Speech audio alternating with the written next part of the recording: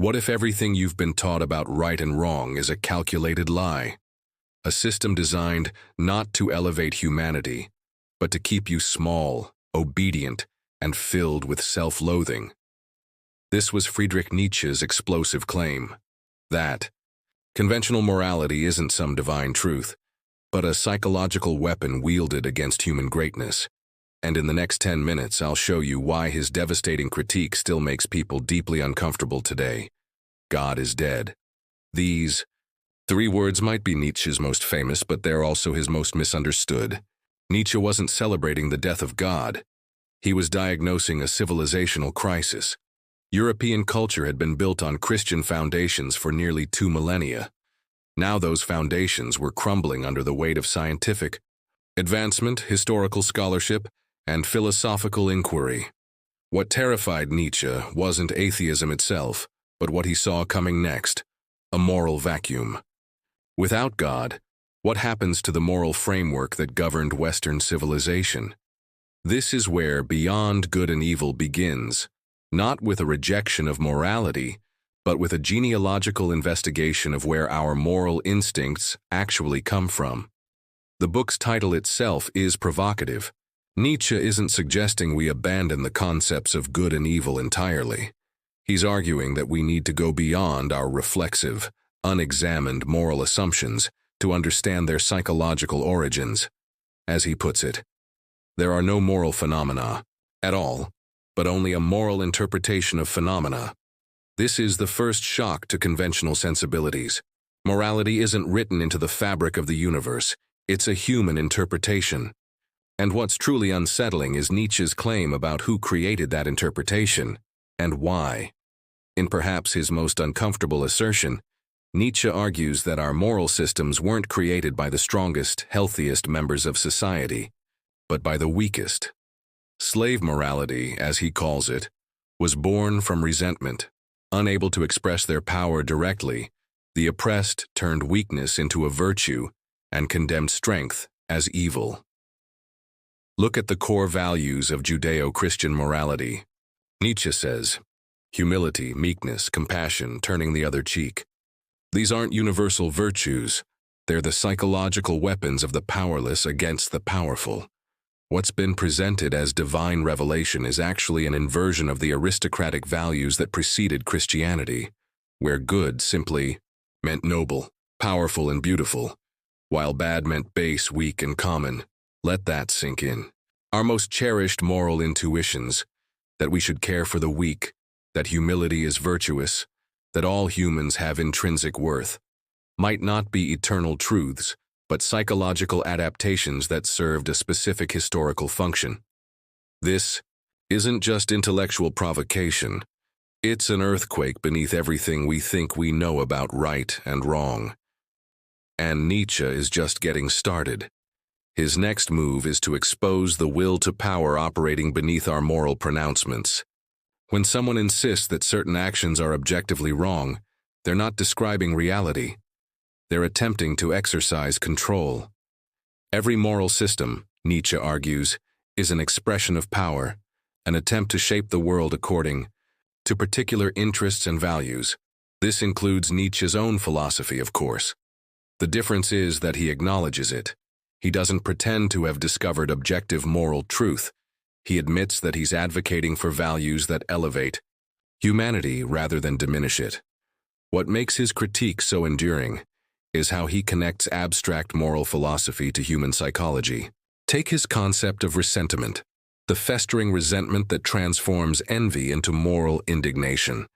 When we can't have what others have, we don't just say, "I want that too." We say, "That's wrong for anyone to have."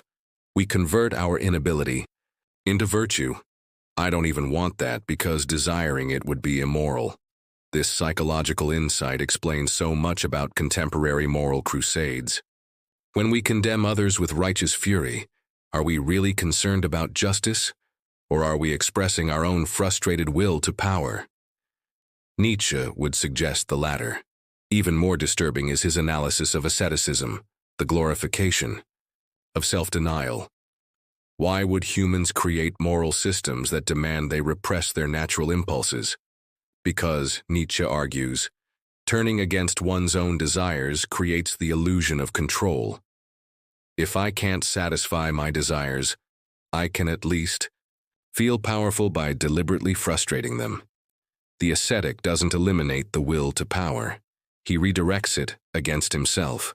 Think about how we praise people for denying themselves pleasures, food, sex, material comfort. Our culture still valorizes self-denial as inherently virtuous. Nietzsche sees this not as spiritual enlightenment but as psychological sickness. The will to power turned inward, creating self-hatred instead of self-affirmation. Conventional morality, Nietzsche charges, doesn't make us better. It makes us smaller. It teaches us to be ashamed of our strength, our ambition, our bodily desires, our individualism. It conditions us to value mediocrity and conformity over excellence and distinction. It transforms the extraordinary into the forbidden. So what's Nietzsche's alternative? This is where many casual readers misunderstand him most profoundly. He's not advocating nihilism or a might makes right ethos. What he's calling for is an honest reevaluation of values based on whether they affirm life or deny it, whether they strengthen humanity or weaken it.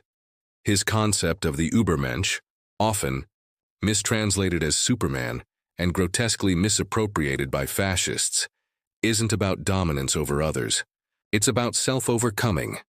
The Übermensch has the courage to create values rather than inheriting them uncritically. He embraces the full spectrum of human experience, joy and suffering, creation and destruction, without seeking comfort in metaphysical fantasies. Contrast this with what Nietzsche calls the last man, the human being who seeks only comfort, security, and the absence of pain. The last man doesn't want greatness. He wants a risk-free existence. One has one's little pleasure for the day and one's little pleasure for the night, but one has a regard for health. Sound familiar? Our culture's obsession with safety, comfort, and the avoidance of all discomfort would horrify Nietzsche. He'd see our trigger warnings, safe spaces, and pursuit of frictionless existence as symptoms of profound decadence, or civilization no longer vital enough to embrace life's fundamental challenge and uncertainty. The most shocking aspect of Nietzsche's moral philosophy is its uncompromising honesty about the human condition. We are creatures driven by conflicting impulses, creative and destructive, compassionate and cruel, rational and irrational. Traditional morality tries to resolve this tension by condemning half of our nature as evil. Nietzsche suggests integrating these contradictions into a more complete humanity. This is what he means by going beyond good and evil, not abandoning the distinction between beneficial and harmful actions, but recognizing that our moral categories often falsify the rich complexity of human experience. Life itself, with its creation and destruction, its pleasure and pain, its growth and decay, cannot be contained within simplistic moral dualisms. So why does Nietzsche still shock us today, more than a century after his death? Because despite our supposed sophistication, we haven't really metabolized his critique. We've secularized our discourse but retained essentially Christian moral intuitions. We've abandoned God, but kept the morality that was built around him. We're living in what Nietzsche would call the shadow of God, a twilight zone where we cling to moral absolutism without the metaphysical framework that once justified it. Look at how we discuss moral questions today. We still speak of rights as if they were metaphysical entities rather than human constructions.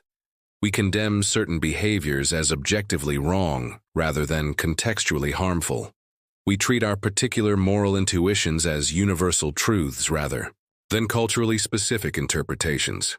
Even more tellingly, we still equate goodness with selflessness and evil with self-affirmation. We praise sacrifice and condemn ambition. We celebrate those who diminish themselves for others and suspect those who fully express their power. Nietzsche's relevance lies precisely in his challenge to this lingering slave morality. At a time when self-abnegation is treated as the essence of virtue, he reminds us that there's nothing inherently noble about self-denial. At a time when comfort is our highest value, he insists that greatness requires risk, pain, and the courage to stand apart. At a time when we're encouraged to identify primarily as victims, he calls us to become creators. The liberating aspect of Nietzsche's philosophy is its affirmation of human potential. Unlike religious morality, which begins with human sinfulness, or scientific materialism, which reduces humans to biological mechanisms, Nietzsche sees us as unfinished creatures capable of self-creation. Man is something that shall be overcome, he writes in Thus Spoke Zarathustra. What have you done to overcome him? This question contains both challenge and possibility. We are not fixed entities but processes, becoming rather than being, and what we might become exceeds what conventional morality allows us to imagine. This is the heart of Nietzsche's enduring provocation. Not that morality is meaningless, but that the moral systems we've inherited are too small for what humanity could be. They were designed to tame us, to make us predictable and controllable, to protect the weak from the strong. But in doing so, they've prevented us from achieving our highest possibilities. A century of misappropriation hasn't diminished the radical nature of this insight. The Nazis distorted Nietzsche's work beyond recognition, ignoring his explicit contempt for anti-Semitism and German nationalism.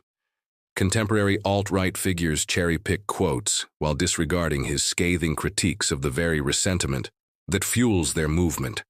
Even liberal academics domesticate him, turning his fierce challenge into merely another perspective in the marketplace of ideas. But the real Nietzsche remains untamed, uncomfortable, and essential. In a world increasingly dominated by algorithmic thinking and herd morality, his call for individual moral courage and creative values is more necessary than ever. Live dangerously, he challenges us, not through pointless risk-taking, but by questioning what everyone else takes for granted, by creating values instead of inheriting them, by embracing life's fundamental uncertainty instead of seeking refuge in comforting lies. Perhaps this is why Nietzsche still shocks us. Not because he was wrong, but because he was right about too much that we're still unwilling to face. His mirror shows us not just our self-deceptions, but the possibility of something greater, beyond good and evil, beyond the moral prejudices that have defined Western civilization for 2 millennia. And that possibility remains as exhilarating and as threatening today as when he first articulated it.